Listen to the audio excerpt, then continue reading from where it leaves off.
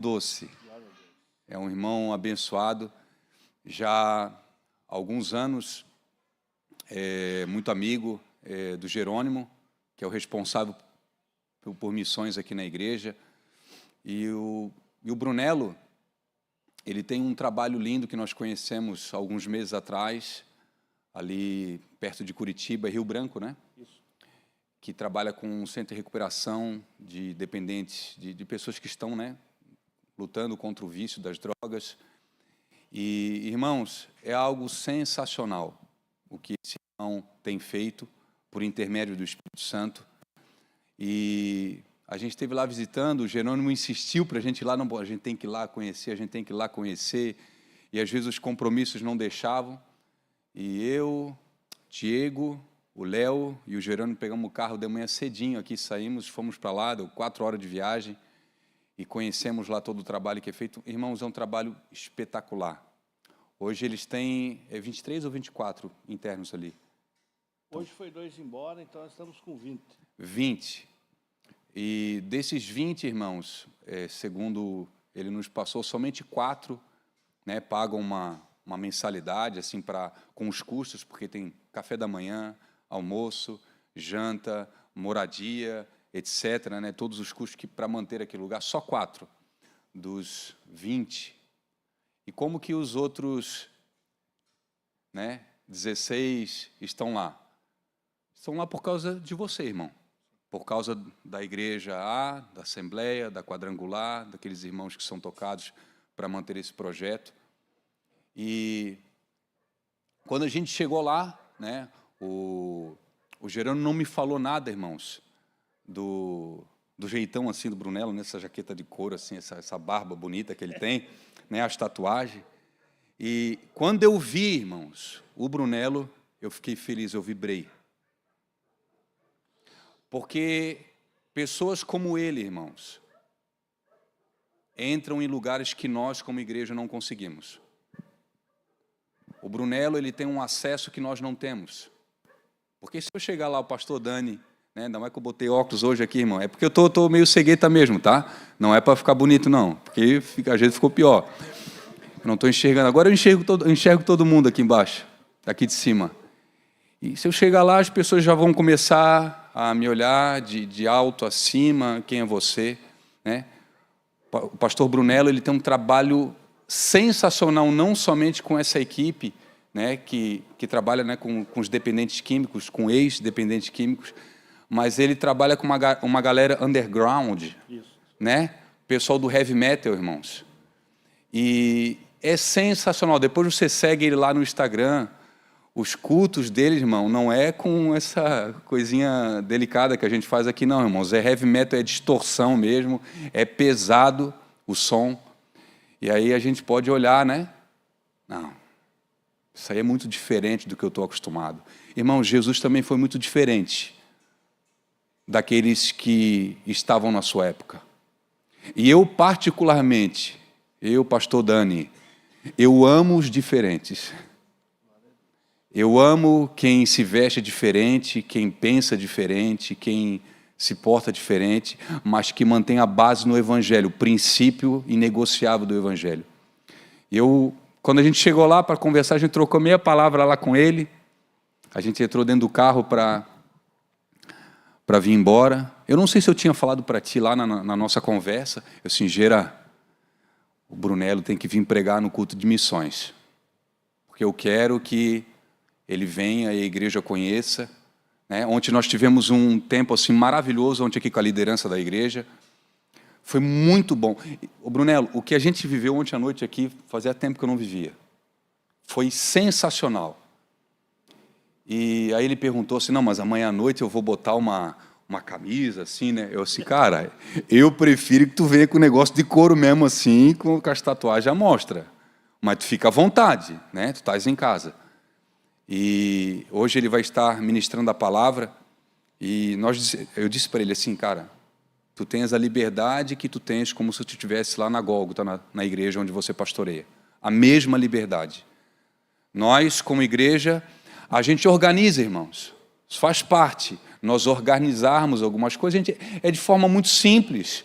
Mas se o Espírito Santo quiser desorganizar, irmãos, nós estamos abertos. O Espírito Santo, ele só desorganiza aquilo que é organizado, sabia?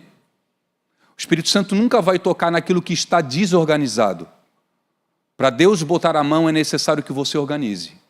Às vezes você está pedindo para que Deus haja, para que Deus faça, para que Deus instrua, para que Deus se mova.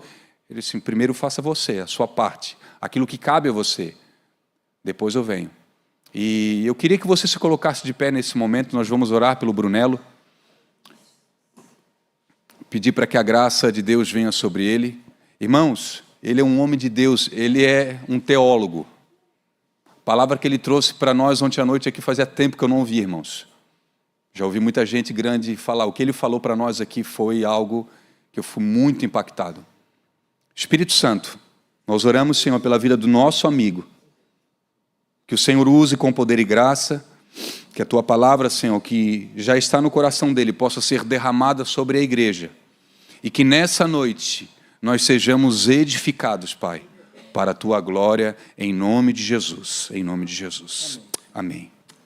Fica à vontade, querido. Fica à vontade. Graça e paz a todos. Sempre é um desafio compartilhar a palavra do Senhor, porque o povo é dele, os filhos são dele, a igreja é dele, tudo é dele. E aí o desafio da gente que sobe aqui é ter essa sensibilidade de apenas simplificar aquilo que muitas vezes ele fala de forma complexa, que está aqui na Sagrada Escritura, nos seus 66 livros, tentar trazer de forma prática para a tua vida e para a minha vida. Eu comungo muito de uma teologia que precisa tomar meus braços e minhas pernas. O que eu quero falar com isso? Ela precisa me mover a uma obra, a fazer algo. Então hoje nós temos muitos, se vê muito aí no Instagram e nas redes sociais, muitos teólogos, muita gente entende hoje da Escritura. Mas infelizmente muitos deles ficam só no campo de uma teoria, de julgar aquilo que é verdadeiro, aquilo que não é verdadeiro, se João Calvino está certo, se Jacob Armínio está errado, ou se o pentecostalismo está errado e as igrejas reformadas estão certas. Então a gente vê muito sobre isso. E uma coisa que eu tenho pedido para Deus no meu coração, Deus, eu quero entender da Tua palavra, mas a Tua palavra precisa gerar vida em mim para que eu faça algo. Porque Jesus demonstrou isso. E nós como filhos de Deus, como tendo Jesus como irmão mais velho, e nós como talmidins, como seguidores dele, nós temos que fazer o que ele fez. Então eu louvo muito a Deus pelo privilégio de poder estar aqui hoje com vocês, compartilhando daquilo que Deus tem colocado no meu coração. Eu falo para você sem medo, aquilo que eu vou passar para você não é só teoria. Eu tenho buscado viver isso de forma prática e confesso para vocês, não é fácil. Mas o Espírito que há em mim, que é o Espírito Santo de Deus que ressuscitou Jesus dentre os mortos, me capacita cada dia a poder cantar a segunda música. A segunda música, se no final nós pudermos cantar novamente, e você passar para mim quem canta, para mim poder ir embora ouvindo e decorar ela, mas ela fala justamente isso, que nós temos que ter essa graça de Deus de aprender a mortificar a nossa carne de forma diária. E isso é um desafio, amado. Amém?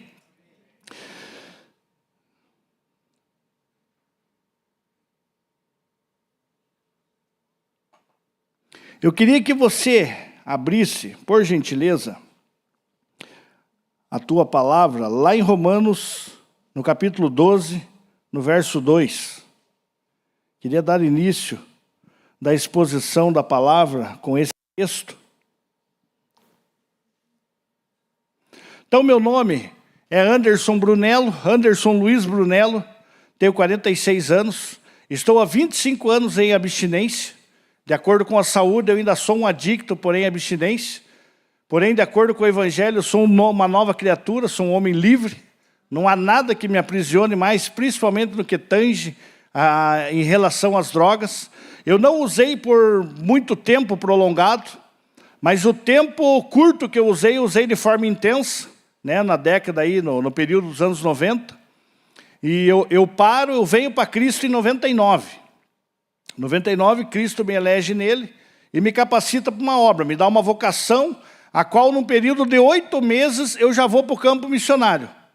Eu vou para Jocum, em Belo Horizonte, e na Jocum eu fico 3 meses em BH e 2 meses eu vou aqui para a Primeira Bandeira, para a Venezuela, bem no que Hugo Chávez está assumindo a presidência. Eu chego lá para trabalhar com uma equipe onde sofreram ali um grande desastre, mais de 200 mil pessoas ficaram desabrigadas, e nós fomos trabalhar com esse pessoal ali.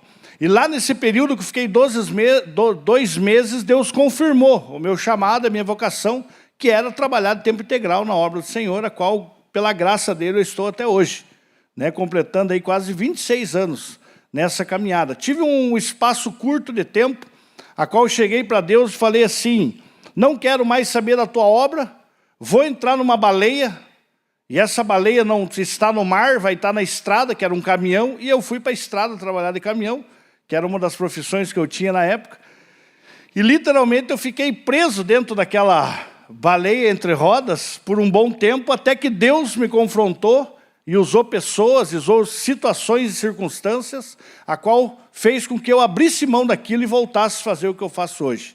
Então, a casa de recuperação que nós temos hoje lá, ela está há aproximadamente 8 anos. Mas eu parto do princípio que eu comecei a ajudar pessoas na área da dependência química quando eu me converti. Quando Deus me deu a graça de entender o Evangelho. E eu fiz um pacto com Deus, inclusive hoje, nós fomos dar um passeio aí, e nós passamos em alguns lugares que eu vi vários jovens ali se drogando, fumando maconha e tudo mais. E daí eu até pensei comigo, pô, na minha época, nós tínhamos que quase entrar no mar ali, escondido, para poder usar maconha. E os que estavam usando a maconha estavam ali, descarado, com criança passando, com gente passando. Então a gente sabe que hoje está em rumo, infelizmente, é uma liberação. E eu fiz esse pacto com Deus, que onde tivesse essas pessoas, e Deus me desse uma oportunidade, eu ia pregar o Evangelho para elas. Então eu comecei esse trabalho desde os anos 2000. Quando eu saí de Belo Horizonte, fui para Florianópolis, e lá eu comecei um trabalho, eu conheci uma comunidade terapêutica chamada Serene, e lá eu comecei a ajudar essas pessoas, as pessoas que pediam essa ajuda para mim, eu pegava ela e levava ela até Palhoça, até próximo do posto Cambirela, lá eu levava até esse lugar, para que elas pudessem ser tratadas e tal. Então, eu sempre tive no meu coração esse anseio, esse desejo de ter uma comunidade terapêutica. Para testemunho, para que você veja como Deus faz a sua obra. Eu tinha um caminhão, aí eu já estava saturado com esse caminhão, eu cheguei numa sexta-feira e ofertei para alguém. No domingo, o cara chega para mim, um senhor chega para mim e fala: eu vou comprar teu caminhão.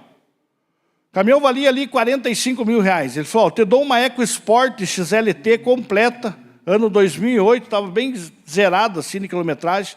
Te dou por 25 mil e te dou um terreno por 25 mil. E esse terreno tem 5 mil metros quadrados. Eu falei: pô, vamos fazer. Eu fiz o negócio com ele e me deu mais 5 mil em dinheiro ainda. Peguei por 55 mil. Aí, passado o tempo, eu já tinha começado a fazer esse trabalho de forma voluntária. Nós fazíamos algumas marmitex dentro da minha casa, eu com a minha irmã. E aí eu ia até um lugar lá no Rio Branco, que o povo apelidou lá de Pingódromo. Aí eu ia até esse lugar e eu entregava marmitex, fazia uma oração por eles e voltava para casa. Eu fazia isso na terça-feira e fazia na sexta. Aí eu batia algumas fotos, postava no Facebook e mobilizava o povo que quisesse cooperar com aquela obra para que me ajudasse. E realmente, nesse período, muitos me ajudaram. Então, muitos paravam seu carro na frente de casa. Ô, Brunello, vem aqui. Eu chegava até a porta do carro, ele me entregava lá 2 quilos de carne moída, mais 3 quilos de batata. E assim, eu fiz por um bom tempo isso. E aí, nesse período que eu já estava fazendo isso, surgiu algumas pessoas que me confrontaram.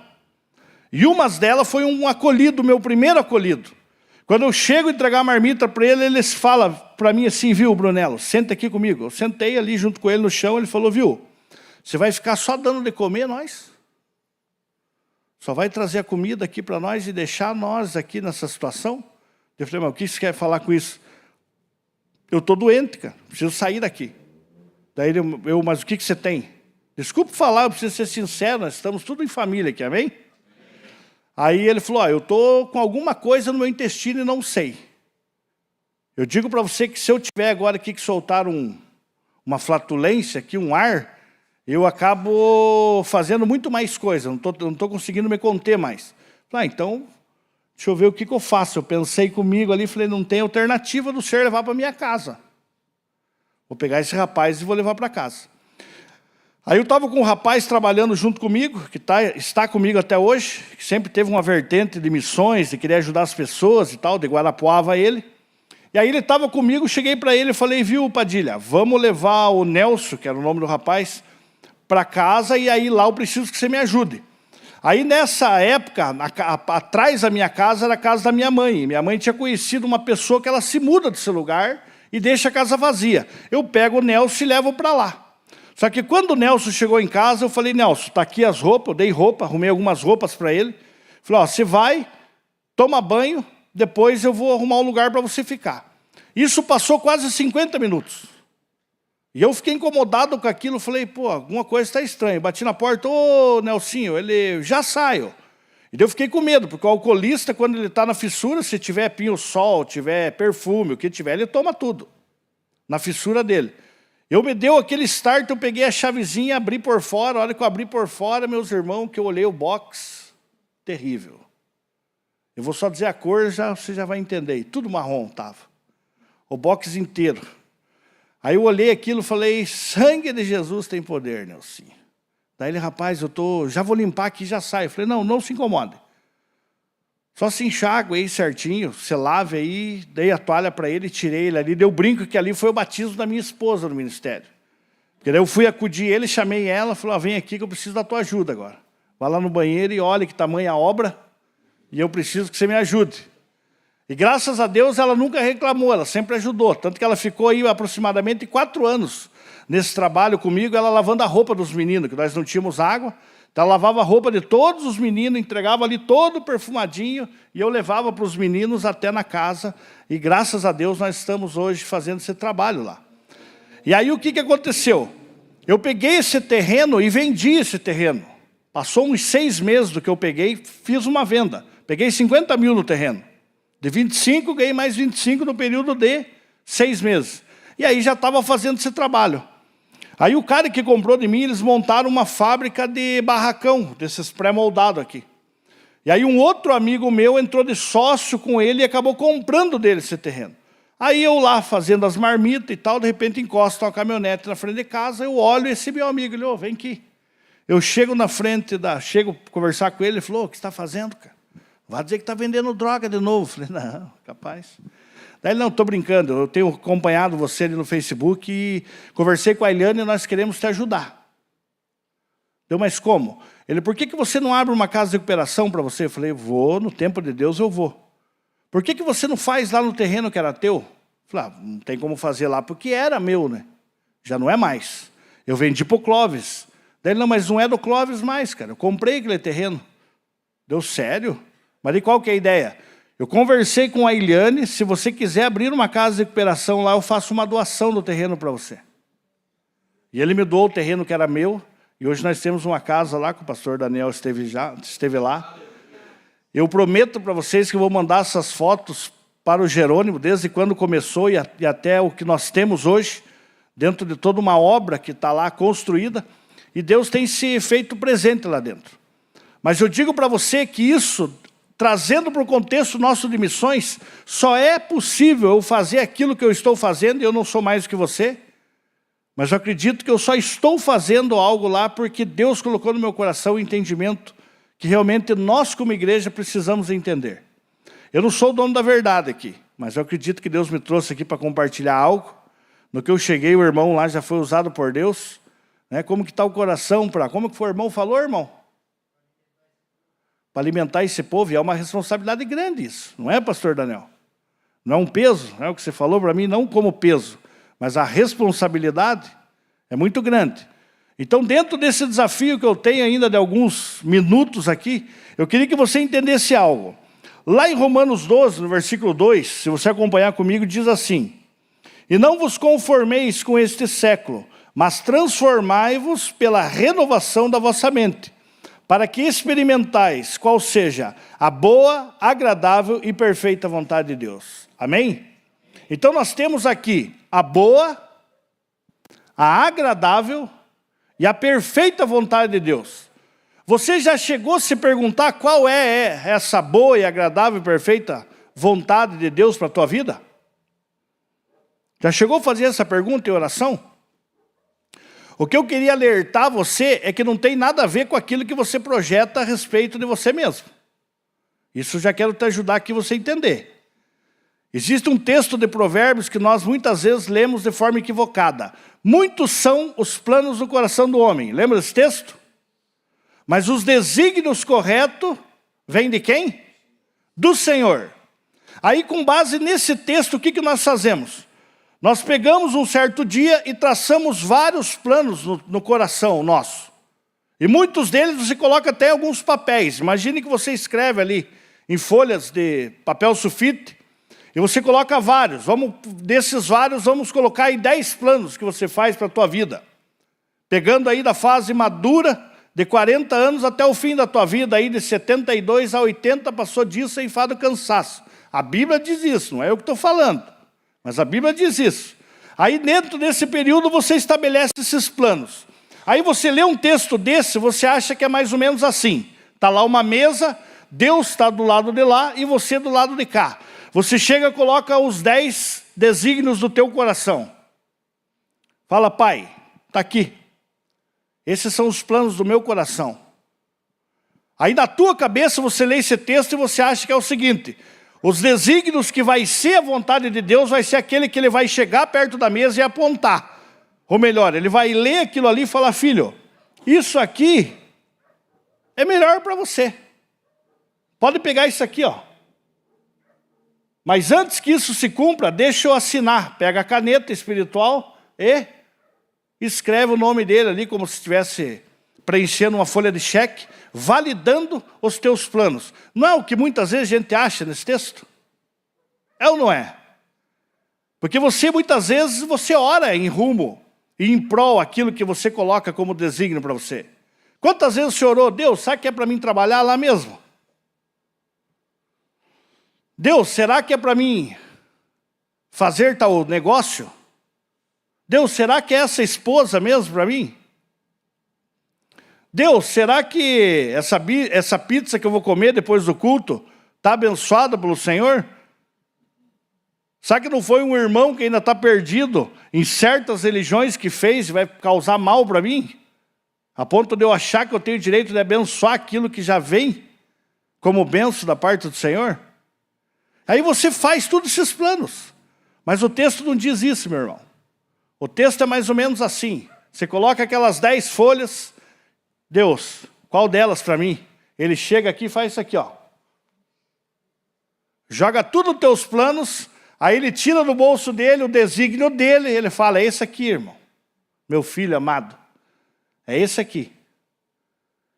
E aí quando você pega isso, é um desafio, porque não tem nada a ver com aquilo que você tinha colocado ali, rapaz. Esse que é a crise nossa. Essa é a luta nossa.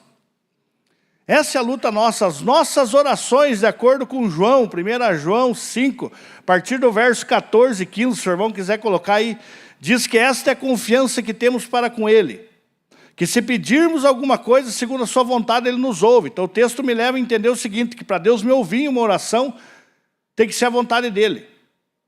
E se aquilo que eu peço for a vontade dEle, a paz que precisa brotar no meu coração, que aquilo que eu pedi eu já alcancei. Só que o grande jogo aqui na oração está em saber qual é a vontade do Pai.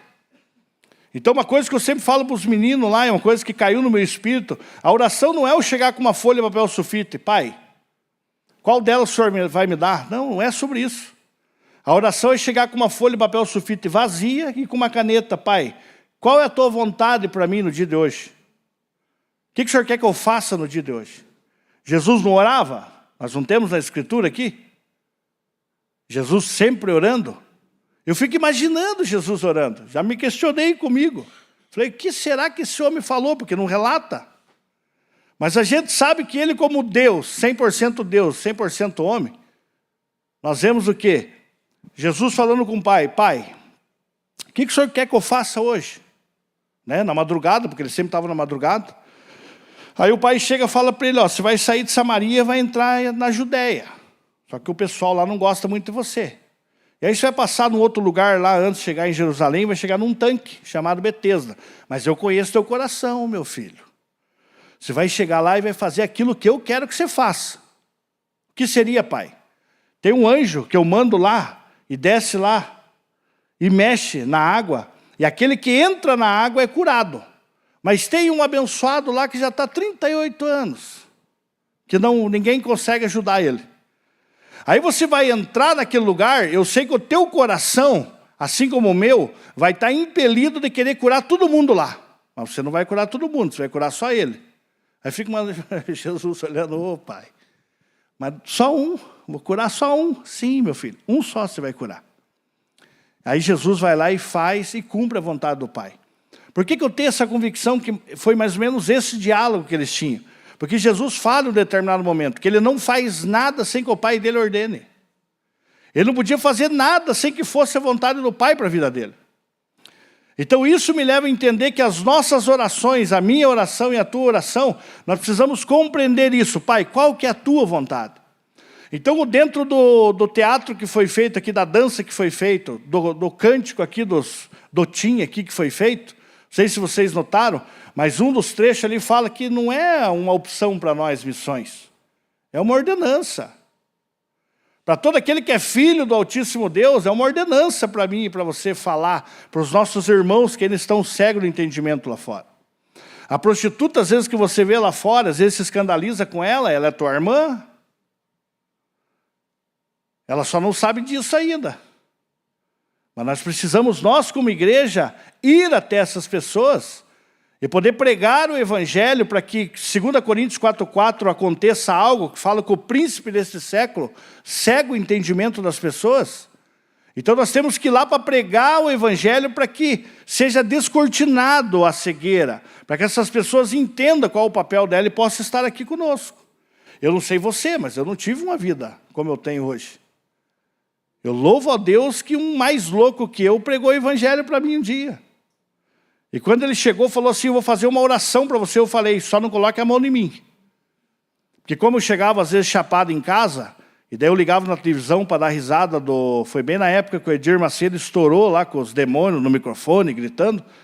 Daí na hora que ele falou, posso orar por você, eu fiquei com temor, assim. Falei, vai que eu me endemônio aqui também. Ele só não coloca a mão em mim. Ele falou, não vou colocar, mas eu vou orar por ti.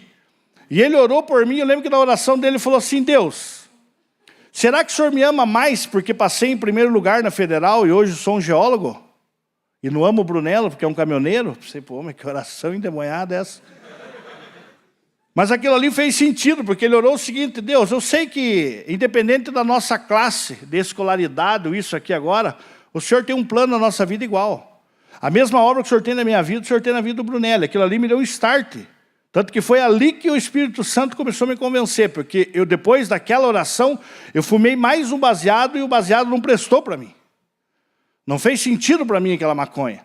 E a partir dali eu comecei a entender aquilo que Deus precisava revelar para mim. Então o que eu aprendo aqui com esse texto? Que para mim experimentar aquilo que Deus tem para a minha vida e para a tua vida só é possível se você mudar a tua forma de pensar.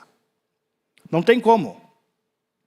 Eu não sei quantos aqui vieram de um contexto do catolicismo. Erga a mão, por gentileza. Assim como eu. Mas católico mesmo?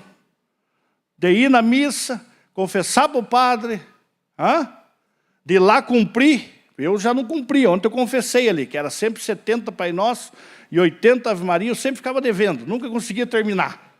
Eu ia embora sempre devendo, na próxima eu faço.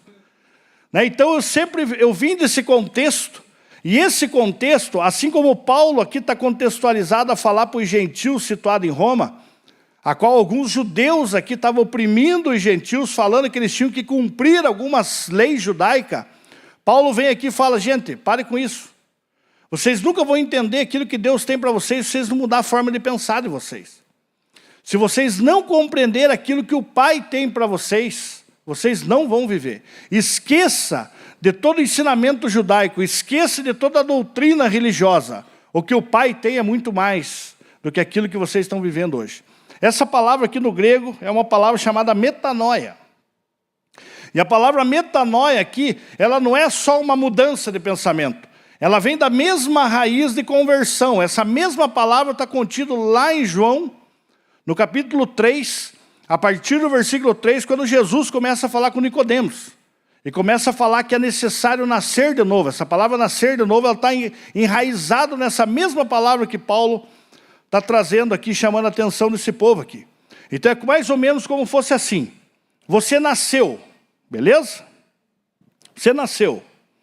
E quando você nasce do ventre da tua mãe e vem para esse mundo, você tem que partir do princípio que você nasceu na origem do sopro, do ruá, do próprio Deus.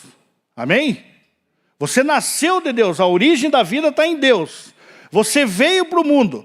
Só que devido a esse mundo ser caído, por causa de um único homem, o pecado entrou no mundo, e por um único homem o pecado saiu do mundo, então todos aqueles que estão nesse mundo foram destituídos da glória do Senhor. Não há ninguém que queira buscar a Deus, não existe um ser bom na terra. Até a bondade do ser humano sem Cristo é contaminado pelo pecado. Amém? Não existe pessoas boas. Até a tua bondade sem Cristo é contaminada pelo pecado. Você pode morrer fazendo bondade sem Cristo, você no fim da tua vida você vai queimar no inferno ainda. Não fique bravo comigo, só estou falando que a Bíblia me ensina, beleza? Então você nasceu, 0 aninho, 2 aninhos. Os abençoadinhos, pecadorzinho de Cristo, já mente para a mãe. Aí eu pergunto para a mãe, qual mãe em sã consciência ensinou o filho a mentir? Quando a mãe chegar e brigar com você para você não apanhar, você diz que, ao contrário do que a mãe te perguntou. Alguma mãe ensina isso? Mas já está nele. Algo natural já começa a fluir dele, até que ele comece a alcançar consciência e comece a pecar de forma deliberada. Vivendo buscar aquilo que o ventre dele quer. Então nós pegamos, por exemplo, o choro. O choro da criança é a primeira linguagem. E o amor que ele tem para com a mãe se resume em uma única palavra: leite. Até que ele alcance uma maturidade e comece a entender a respeito do valor do amor e tudo mais. Então nessa caminhada, 2 aninhos, 3 aninhos, 4 aninhos, 6 aninhos, que é a formação do caráter, daí depois de 6 anos até 12, de forma lúdica, ele começa a vivenciar algumas experiências, chega ali na sua adolescência, infelizmente, por causa da ausência de Deus, ele acaba ou entrando na droga, ou em alguma prostituição, alguma coisa acontece. Agora, quero te chamar a atenção, talvez nunca aconteça. Quantos aqui cresceram num lar extremamente abençoado, a qual você nunca se envolveu com prostituição nem com droga? Erga a mão lá, por gentileza. Glória a Deus, aleluia. Até porque que eu quero falar sobre isso? Porque Jesus não morreu na cruz só para restaurar questões morais. Amém? Jesus morreu, foi bom porque libertou o Brunello da droga. Brunello era mentiroso, era briguento, era isso, era aquilo. Agora Jesus morreu na cruz para fazer o Brunello ser um homem bonzinho. Não acredito nisso. Até porque eu conheço pessoas que não estão em Cristo. E a condição moral, o caráter da pessoa é muito mais íntegra do que muitos cristãos. Todos estão acompanhando a internet, viu a morte aí do... Como o nome? Ele mesmo, Charles. Mataram o rapaz por questões políticas, mas era um cara cristão e tudo mais. Aí eu vi uma matéria agora, eu como gosto de rock, né, aprecio a questão da música, o vocalista do Metallica, chamado James Hetfield. Alguém já ouviu falar aí da banda Metallica? Né, a qual eu já ouvi muitos falar. Claro que a letra, existem algumas letras dele ali que refletem o homem caído dele, aí mostra algum podridão da vida deles. Mas sabe o que esse cara fez agora? Ele chegou em rede nacional lá e agora está aí, você vai acabar vendo isso que eu estou falando para você. Ele se prontificou de forma nacional que toda a educação das 2 filhas desse rapaz, a banda Metallica, ele mesmo vão pagar ela inteira. A questão do estudo. Pô, mas o cara não é cristão. O cara não é professo. Esse momento, o James Hetfield não está dentro de uma igreja. Isso eu falo para você de pura convicção. Mas Deus está usando as pedras para clamar. Porque enquanto a igreja não faz e não se posicionar, Deus vai levantar. Não vai levantar? Se necessário usar mula, Ele vai usar para falar. Então o que nós precisamos entender... que nesse processo, aí Romanos Romanos 10, versículo 17, fala que a nossa fé vem por... E ouvir o quê? A palavra. Vem alguém e prega o evangelho para mim. E quando essa pessoa prega o evangelho para mim, existe um processo. O Espírito entra em mim, o Espírito me faz fazer algo. Eu olhar para lá, de onde eu vim, aonde está meu Criador, onde está Deus Todo-Poderoso. Porque todo ser humano que nasce nunca não cresce, bocejando de manhã, falando, ai, como eu amo a Deus e quero a Deus. Não, nós temos que ser sinceros, nós amamos o pecado. Nós queremos pecar. Cada um tem a sua prática, mas cada um nós gostamos, faz parte da nossa carne isso. E aí quando o evangelho é pregado para você, o Espírito habita em você, existe um processo chamado conversão. É como se você olhasse para lá, aconteceu o princípio da metanoia, e aí o teu corpo vira. E quando o teu corpo vira, o objetivo agora vem o processo da santificação, sem a qual ninguém agrada a Deus. O que seria a santificação? Pô, sou um mentiroso, tem que parar de mentir. Aí quando você pensa que você precisa parar de mentir, qual que é o sentimento que vem no nosso coração? Achar que o fato de eu parar de mentir, Deus está me aceitando. Não, não é sobre isso. A hora que você achar que o fato de você ser mentiroso, e você se esforçar para parar de mentir, Deus vai te aceitar, Jesus morreu em vão na cruz. Aí é meritocracia, é obra. E Paulo vai falar lá em Efésios 2, a partir do verso 7, ele vai falar que não é por obras, para que ninguém se glorie. Para você chegar no fim e dizer, pô, mas eu era mentiroso e me esforcei, eu não sou mais. Não é sobre isso. É sobre você entender que aquilo que Jesus fez na cruz do Calvário é suficiente. Não existe rito religioso. A hora que nós estávamos no louvor abençoado, sentia a presença de Deus. Deus está aqui conosco. É visível isso. Mas o que nós precisamos entender? Existem dois sistemas. Não vou nem dizer de fabricação de vento, mas eu quero pegar aqui o sistema eólico e o sistema ventilador. O ventilador com força motora, ou seja, um motor mecânico, para gerar vento, precisa fazer o quê? Conectar numa tomada. Já existe uma energia pré-existente, eu preciso conectar esse ventilador para que ele trabalhe fazendo força para gerar vento. Essa é uma forma. Mas por um outro lado nós temos o sistema eólico. Sistema eólico, o vento bate nas pá, gera a pá, mexe com a parte mecânica, e a parte mecânica gera o quê? Energia. O que eu quero, por que eu estou dando esse exemplo aqui para você? Para que você compreenda que nós como igreja, nós temos que aprender a diferenciar isso na nossa vida. Que muitas vezes, nós chegamos num culto como esse aqui, e nós criamos, e estamos bem loucos no momento de adoração, louvor e tudo mais, para achar essa tomada. Para se conectar, para gerar fogo. O que seria isso? É muito fácil para nós decorarmos aqui, né?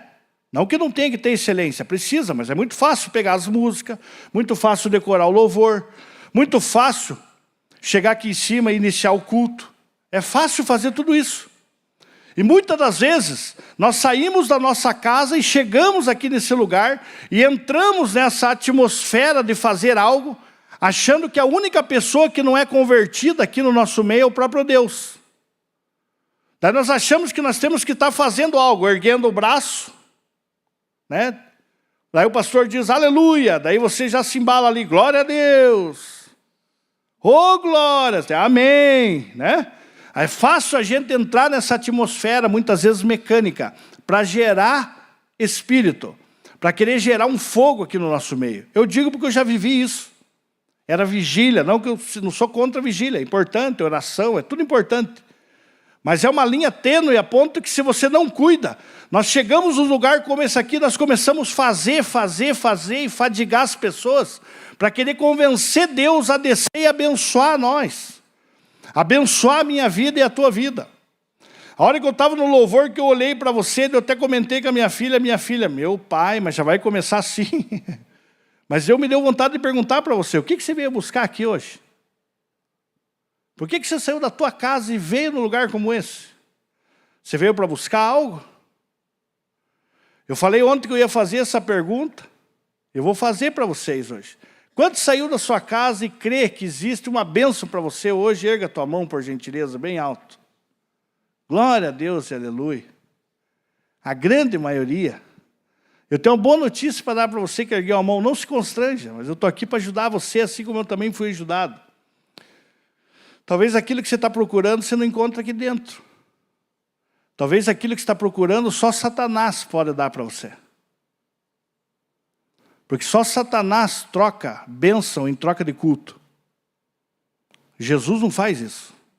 A Bíblia não ensina isso. Satanás não chega para Jesus e fala, se prostrares e me adorares, o que eu faço? Tudo que você está vendo aqui eu dou para você por herança. E muitas das vezes nós temos esse coração, porque nós estamos procurando uma bênção que já foi nos dado em Cristo Jesus. Efésios 1:3, irmão. Coloque lá para nós, por gentileza. Olha o que o texto diz. Bendito Deus e Pai de nosso Senhor Jesus Cristo, o qual nos... Passado, presente ou futuro? Passado. Com todas as bênçãos espirituais nos lugares celestiais em Cristo Jesus. Passado. Ele já nos abençoou. Mas eu faço uma pergunta para você, que bênção é essa?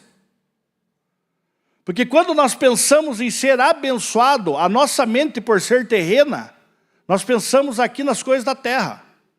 Você pensa que é um emprego melhor, uma promoção na empresa, você pensa que é a oportunidade de você trocar de carro. Não é assim? A esposa que você está orando, né? A conversão do marido que você não está aguentando mais. Você pensa que são isso as bênçãos. Mas não são isso as bênçãos. Porque essas bênçãos que ele tem para mim e para você está no mundo celestial. É uma condição de vida de se apropriar aquilo que já é direito teu como filho.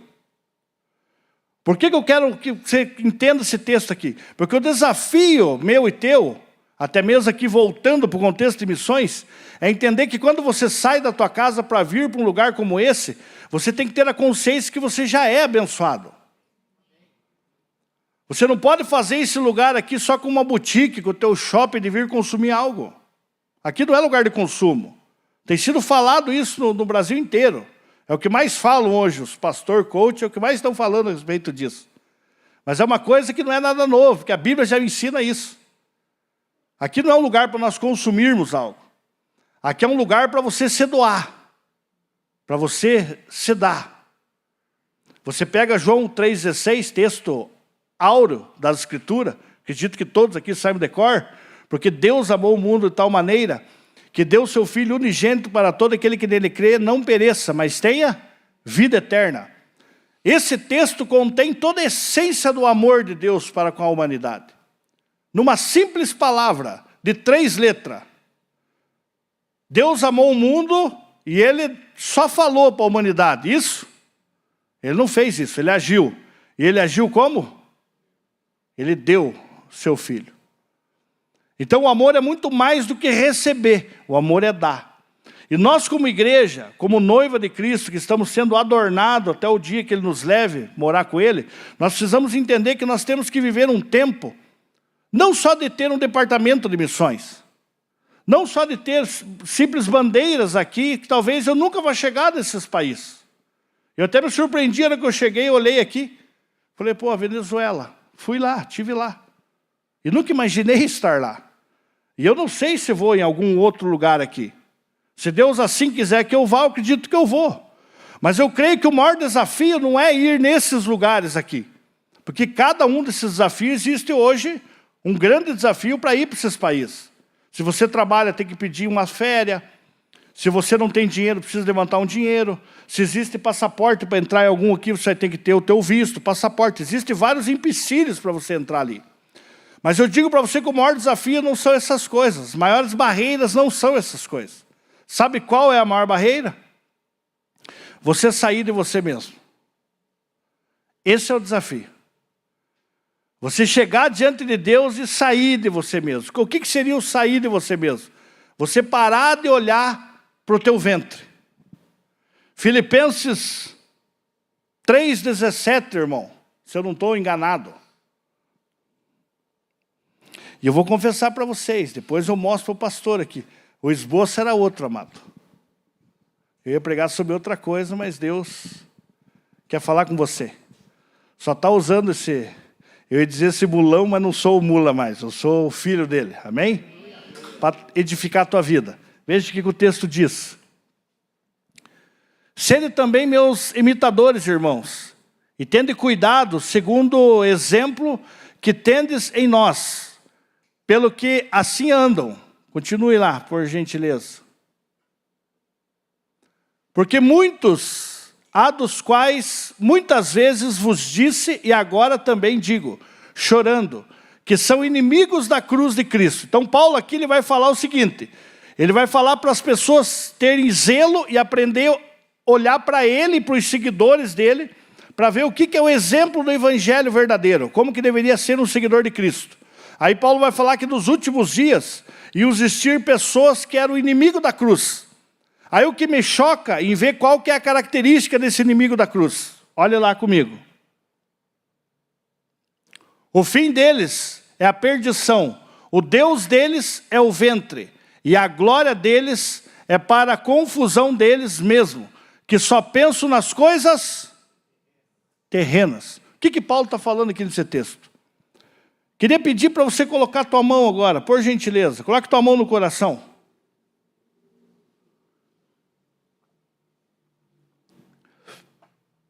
Isso é o que eu e você fazemos. Mas se existisse um judeu aqui no nosso meio, ele ia colocar aqui, ó. Porque nós somos educados e o coração é o músculo que nós temos aqui, que bomba sangue para todas as extremidades do corpo. Então, fala em coração, nós colocamos aqui no músculo. Mas de acordo com as Escrituras, quando a Escritura vai falar que de tudo que se deve guardar, guardai-vos o vosso coração, ele está falando da nossa alma. E a nossa alma, aquilo que nós somos, se você parar para ver, quantos casados tem aqui? Glória a Deus, a grande maioria. Quando você, homem, quando você chegou perto da tua abençoada, da tua costela aí, que você teve convicção que é a tua costela, aonde foi que mexeu em você? Entranhas? Deu um frio na barriga ou não? Todo sentimento de responsabilidade que você tem, uma entrevista de emprego, falar em público, qualquer coisa que você vai fazer, o Jerônimo, não era a tua missão falar aqui, Jerônimo? Antes de vir pegar esse microfone, como é que estava a barriga? Porque a minha estava, eu estava sentado ali e estava, falei, meu pai amado, sempre tenho oportunidade de fazer, sempre faço, e por que sempre está mexendo aqui? Sim, porque está mexendo com as minhas entranhas. Então o judeu ele tinha muito consciência disso. O que Paulo está falando disso? Paulo fala que nos últimos dias, e nos últimos dias nós já estamos vivendo, que nós íamos adornar Deus, nós íamos maquiar a imagem de Deus de acordo com a nossa própria vontade. E isso, meu irmão, é para alcançar aquilo que é o que nós amamos, aonde está o tesouro do nosso coração, que é nas coisas dessa terra. Então Paulo fala algo ali que me chama a atenção, que Paulo fala, ó, o que eu vou falar para vocês, estou até chorando aqui já, de tamanha tristeza, das pessoas não compreender que aquilo que Deus tem para elas vai muito mais além do que esse campo terreno. Nós vamos partir daqui, irmão. Era pastor Fernando isso. Eu tenho certeza que muitas vezes ele pregou e falou sobre isso, sobre partir daqui. Mas talvez nos últimos momentos, por mais convicção e certeza que ele tivesse, mas a gente nunca quer sair daqui. Por causa pensando no filho, pensando na esposa, pensando nos netos, pensa em tudo. Todos aqui querem ver Deus, não quer? Mas precisamos morrer, irmão, para isso. E a gente não quer isso aí. Por que a gente não quer? Porque essa carne nossa, esse corpo nosso ama as coisas dessa terra. Nós nos apegamos a essas coisas. Então eu penso assim que esse desafio de sair de si mesmo, de parar de olhar para o meu ventre, para a minha barriga, e erguer minha cabeça, porque quando eu estou olhando para a minha barriga, eu estou olhando aqui, ó. Daniel, faça um movimento aí, Daniel. Está fazendo? Está fazendo o movimento? Eu não estou vendo o que o Daniel está fazendo, porque eu estou olhando para o meu umbigo.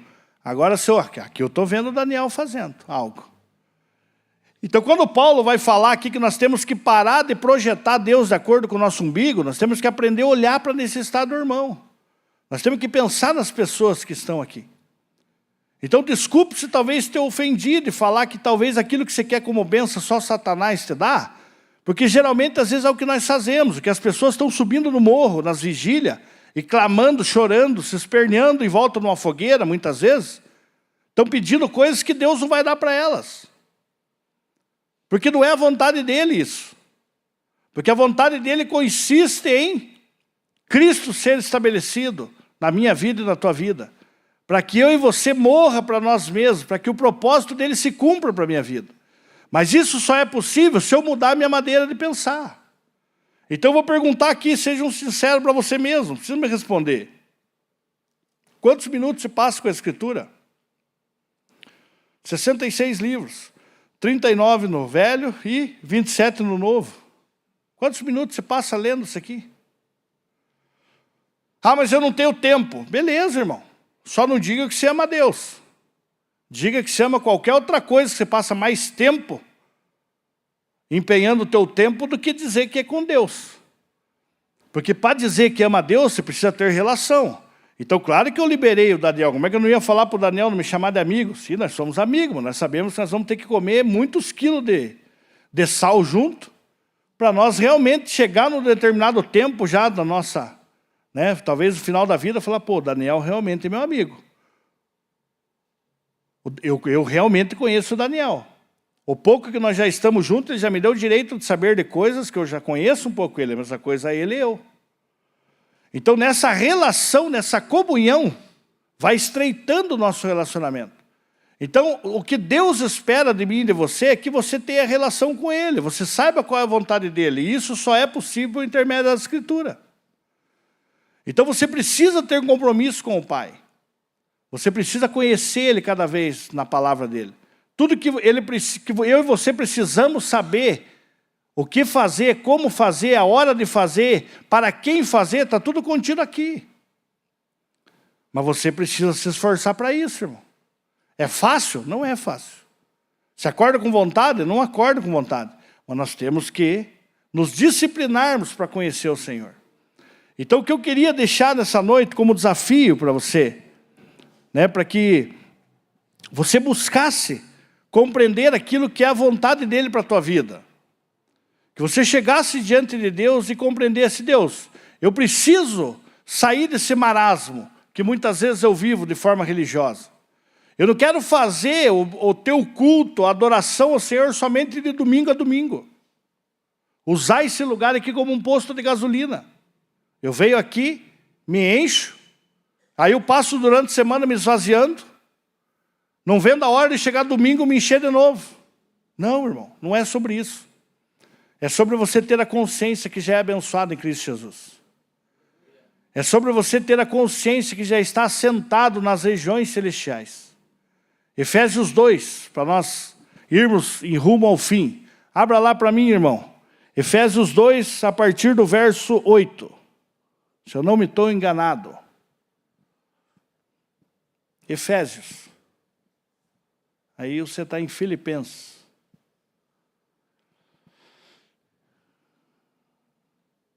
Não, vá lá no capítulo 5, volte 3 versículos aí.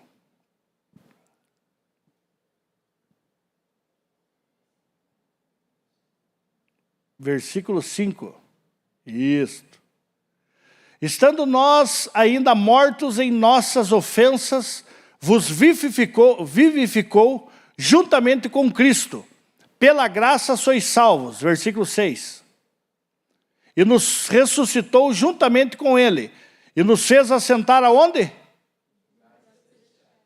Em Cristo Jesus. Glória a Deus, aleluia. Eu ia pedir aqui, mas deixa que eu faço, vou fazer. Alcance para mim, Daniel, para que eu finalize. Uma cadeira dessa para mim. 2 cadeiras dessa. Cristiano, venha vindo aqui já para você participar do teatro. Você sabe que você vai ser o escolhido nessa noite. Pegue mais uma aí já, Cristiano, mais uma cadeira. Isso. Na verdade, eu preciso de mais um, daí eu preciso do pastor Daniel aqui em cima. Mais uma cadeira. Isso. Você fica lá embaixo. Por gentileza. Aí. Oh. Isso é o CrossFit funcionando. O texto diz ali o seguinte. Eu vou me colocar aqui, não. Por gentileza. Senta no meio aí, representando a figura do Deus Pai Todo-Poderoso. Você tem uma coisa que nos confunde na Bíblia. Né? O pai do Jerônimo pode até concordar comigo ali por anos de teologia, de estudo da Escritura. Você tem uma coisa que eu nunca vi ninguém conseguir explicar, é sobre a Trindade. Embora a Bíblia fale ali para nós. Aí existiu eu ia dizer um autor endemoniado, mas é mais ou menos como fosse isso, que é um rapaz espírita e lança aquele livro primeiro chamado A Cabana. Não fique bravo, se você já leu não tem problema nenhum. Só estou te alertando que não é bem daquele jeito, beleza? E aí também tem o filme. E aí, a gente olha para esse texto, é um texto que me confunde muito, me dá uma crise dentro de mim. Porque o texto diz que é uma divindade que se manifesta de 3 formas, através do Filho, através do Espírito. O Espírito habita em nós, amém? O Espírito Santo habita em nós, testificando a cada dia que nós somos filhos dele. Romanos 8, a partir do verso 16, vai falar isso. E aí, fala ao mesmo tempo que Jesus se entrega na cruz e Jesus está assentado aonde? À direita de Deus Pai Todo-Poderoso. Então, a direita aqui, olhando de vocês, é aonde? Deles é aqui? E a direita tua é? Então, estou aqui. À direita de Deus Pai Todo-Poderoso. Eu como Jesus, né? O escolhido, o Messias que foi entregue pelo povo. Estamos aqui conversando, ô Pai. Cumpri a missão, né? Bom. Glória a Deus. Cumpri a missão. Aí eu estou aqui literalmente, no lugar mais alto, como se fosse a região celestial. Paulo vai falar no início de Efésios 2:1, vai falar que o príncipe deste século, que rege o mundo devido ao pecado que entrou em Adão, que foi concedido o direito para Satanás governar sobre essa terra. Então, todo o que está nesse mundo hoje jaz do maligno. Jesus nos ensina isso.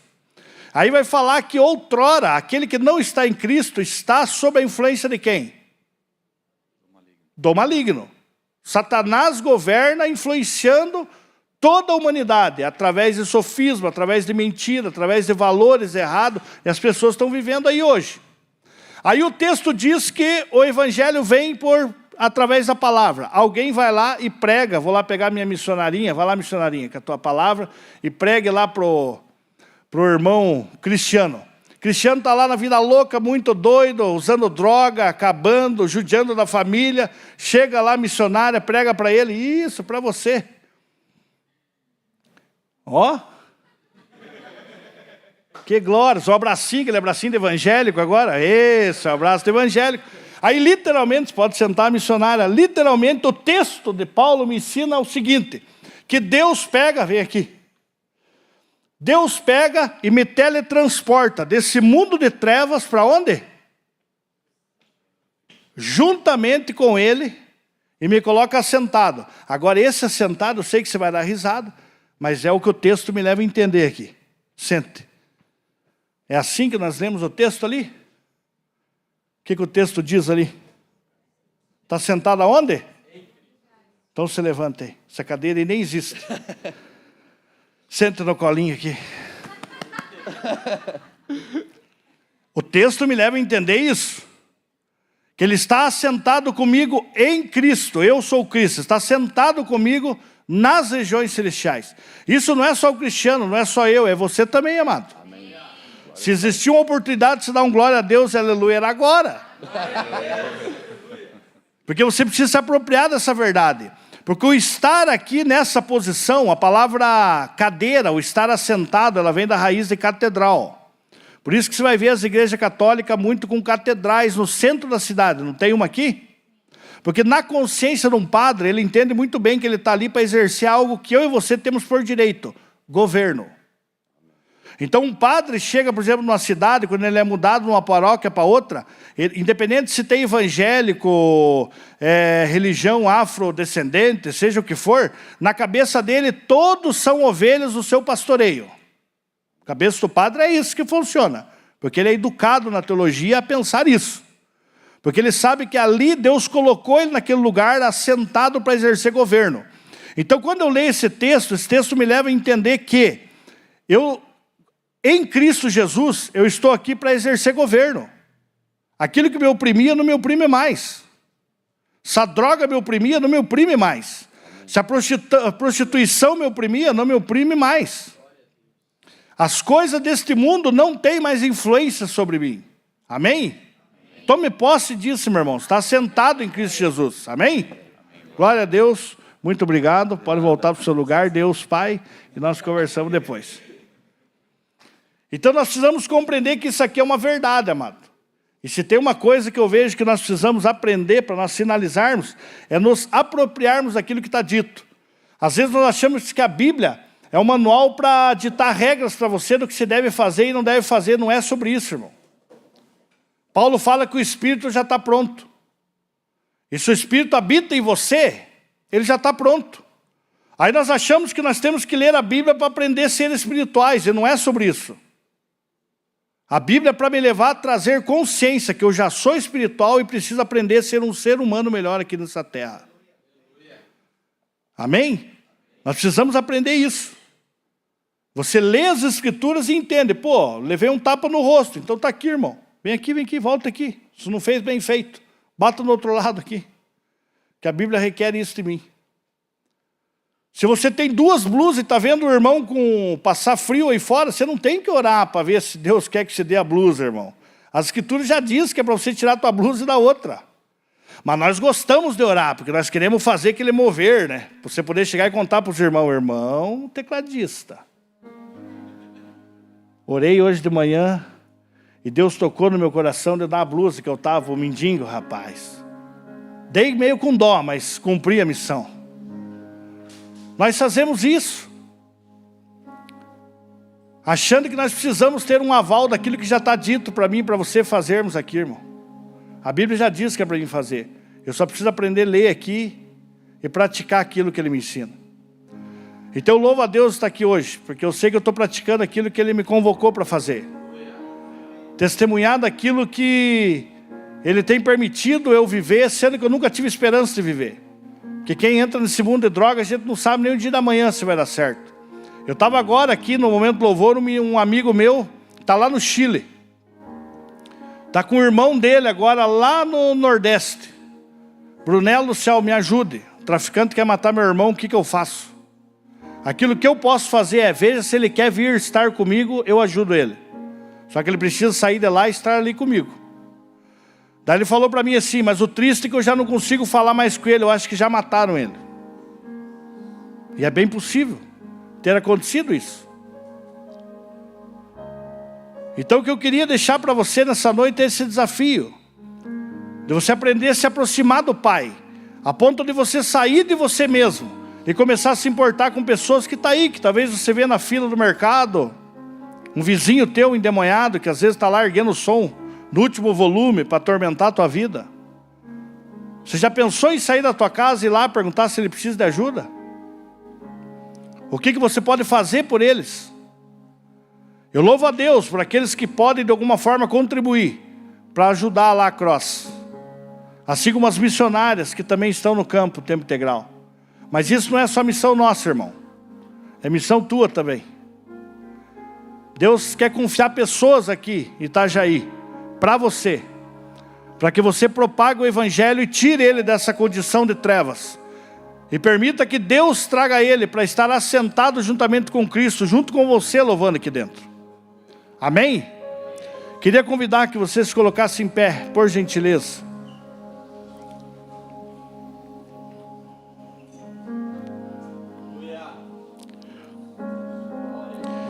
E eu queria lançar um desafio, por mais constrangedor que seja, mas eu queria desafiar você.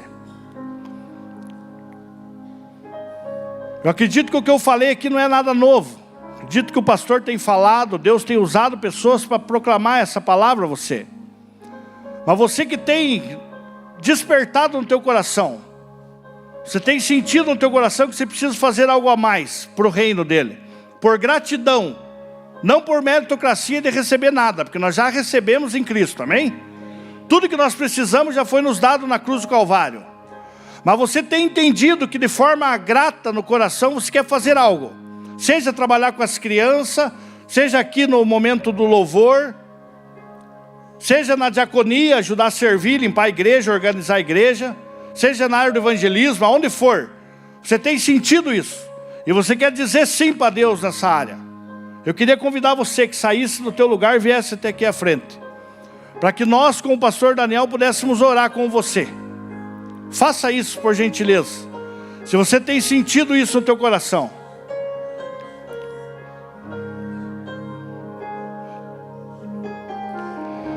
Não se constranja, não venha por constrangimento, mas venha por vocação, por entender que Deus está te chamando a fazer algo que além daquilo que você tem por esforço de fazer.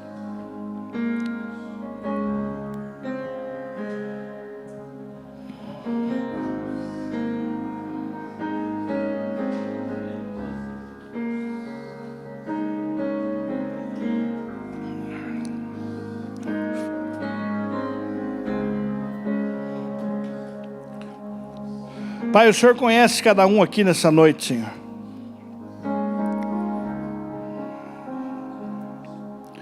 Tua palavra nos ensina que ainda no ventre da nossa mãe, de forma, ainda numa substância informe, o Senhor já fez menção do nosso nome. E o Senhor estabeleceu todos os nossos dias aqui nessa terra. E eu te louvo por isso, Pai. Porque isso mostra o quanto o Senhor nos conhece. Pai, o Senhor conhece aqueles aqui a qual o Senhor já tem despertado o interesse em fazer a Tua obra, em se envolver na Tua obra aqui na igreja local, aqui servindo esta cidade, Pai, que também faz parte da Tua vontade, a qual alcançar cada pessoa que perdida está ainda aí fora.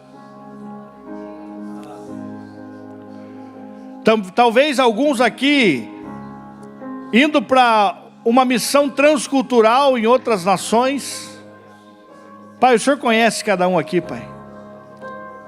E aquele que tem resistido, Senhor, eu oro para que o Teu Espírito Santo quebrante-os, porque somente o Teu Espírito pode nos convencer da justiça, do pecado e do juízo.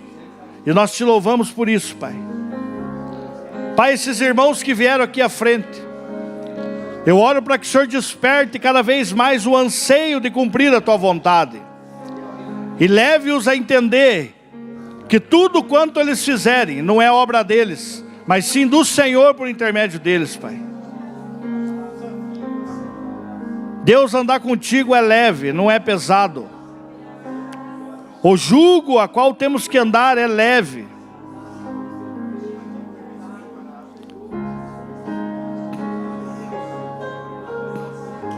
Tua presença sobre nós, Pai. Abre o nosso entendimento, Senhor. Ajude-nos a apropriar daquilo que já temos por direito, Senhor. Cada pregação do pastor Daniel aqui nesse púlpito, que possa lavar a Tua igreja aqui nesse lugar, Senhor. Cada irmão que aqui está, Senhor, se levante como homens e mulheres segundo o Teu coração para fazer a diferença nessa cidade. Em nome de Jesus, Pai. Esse é o nosso clamor, essa é a nossa oração nessa noite.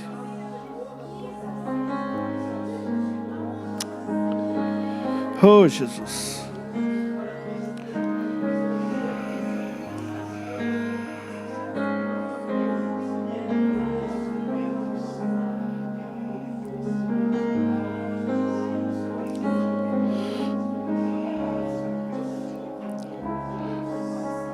Glória a Deus. Antes de eu ir para Jocum, só um pouquinho. Antes de eu ir para Jocum em 99, eu fui até a casa de um pastor da Assembleia de Deus, pedir perdão para ele. E ele perguntou para mim, mas por que perdão? O que eu te fiz?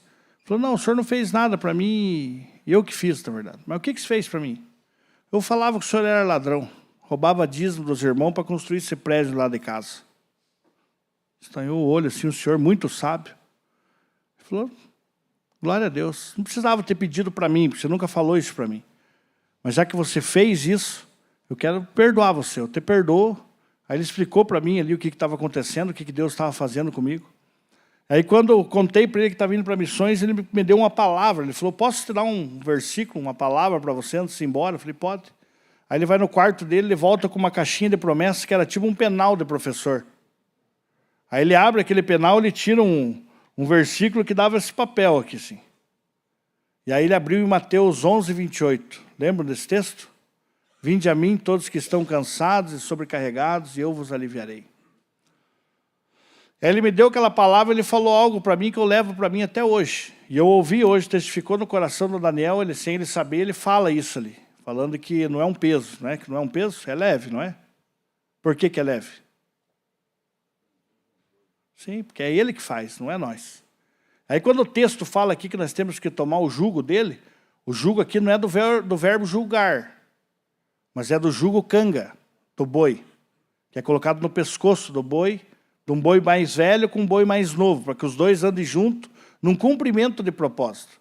Por que eu senti de falar isso aqui no final? Aqui? Para que você entenda, vocês que vieram aqui na frente, se dispondo para que Deus use a vida de vocês e nós aqui como igreja, que tudo aquilo que nós fizermos para Deus não pode ser pesado. Tem que ser leve. E aí o que ele fala para mim é o seguinte, o dia que pesar é porque você não está no lado de Cristo.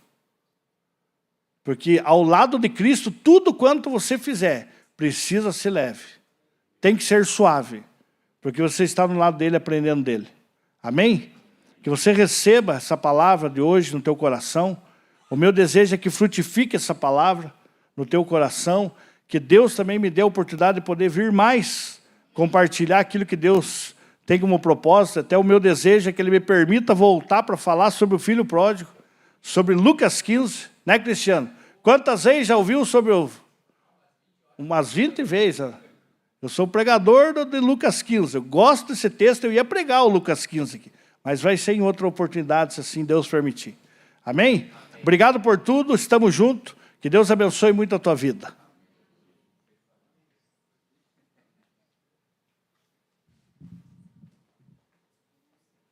Obrigado, querida. Tamo junto. Obrigado, tá? Deus abençoe. Amém, irmãos? Se coloque de pé. Em nome de Jesus. O Romero, coloca lá o QR Code, fazendo o favor, ali da oferta de missões. A gente queria somente reforçar esse culto, irmãos. No nosso coração não está nós fazermos isso uma vez por ano, e uma vez por ano falarmos de missões, e depois a gente seguir para a nossa vida, seguir para os nossos afazeres. Isso é um despertamento, irmãos, para que você vá ao teu vizinho, que você vá às pessoas que estão lá na barbearia, Jonas, as meninas que vão lá, Vitória, na unha, muitas delas com o coração quebrado, arrebentado, e o Senhor colocar palavras no teu coração. Não vão sair somente com o cabelo e a unha bonito, mas vão sair com a palavra do Senhor. Aquelas crianças, Júnior, que chegarem lá naquele lugar, naquela casa, aqueles que chegarem naquele ambiente querendo fazer um negócio, e o Senhor colocar uma palavra no teu coração. Sabe, irmãos, nós somos missionários. E nós podemos contribuir financeiramente, sim, e isso é uma bênção. Nós ajudarmos, nós fazermos, nós podemos orar, irmãos, mas nem todos, e eu não me refiro até à questão do chamado transcultural, a gente sair da geografia onde a gente está e ir para outro ambiente, mas todos nós fomos chamados para pregar o Evangelho. Eu às vezes vejo algumas pessoas, né, falando, não, pregar o Evangelho é coisa para pastor, né? Irmãos, isso não é coisa para pastor. Se você veio para Jesus Cristo e entendeu que você tem um lugar de simplesmente você ficar calado, esse não é o lugar, Jesus não te chamou para isso. Jesus colocou algo no teu coração que precisa ser compartilhado com as pessoas que estão em volta de você. Eu não tenho acesso a lugares que vocês têm acesso. Eu não consigo, Pedro, estar lá com as pessoas na obra, eu não consigo. Mas existe o apóstolo, o pastor, o presbítero, o evangelista Pedro está lá. Não está com um terno, com uma gravata, não está com um microfone na mão, mas é um missionário que está infiltrado naquele ambiente. Deus te abençoa, Deus te dá condições, Deus te dá dinheiro.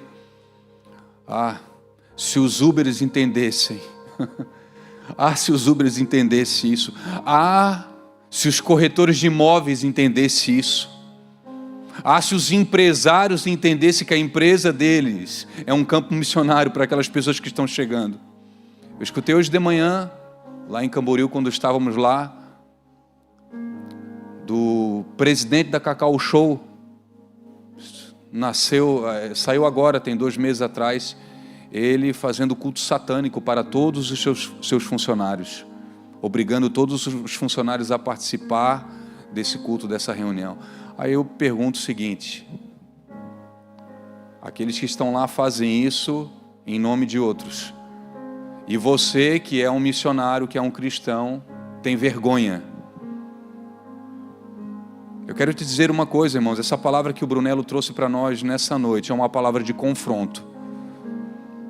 E eu amo quando Deus nos confronta. Sabe por quê? Porque Deus só confronta, irmãos.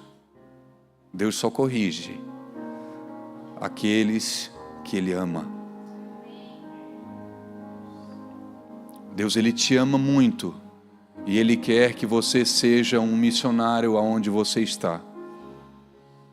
Que essa palavra que foi implantada no nosso coração, isso possa gerar fruto e que não seja necessário 14 de setembro de 2026 para que a gente venha pensar em missões de novo. Que a gente venha orar, irmãos, que a gente venha buscar, mas que principalmente nós venhamos nos tornar proclamadores do Evangelho de Jesus. Amém? Abraça a pessoa que está do seu lado, nós vamos orar e vamos para a nossa casa, em nome de Jesus.